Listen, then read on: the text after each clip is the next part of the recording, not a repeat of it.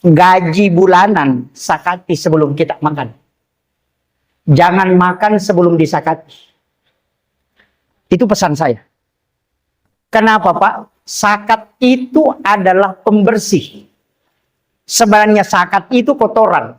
Setiap benda itu ada kotorannya.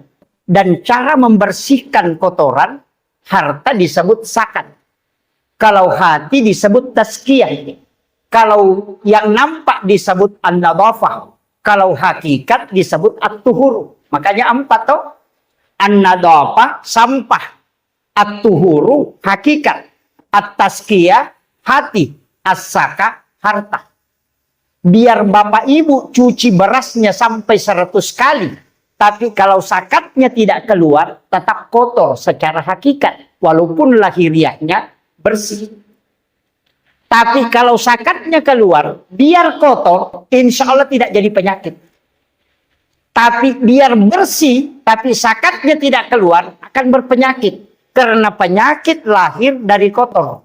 Dan api akan membakar sampah. Dan tidak akan membakar kalau bukan sampah.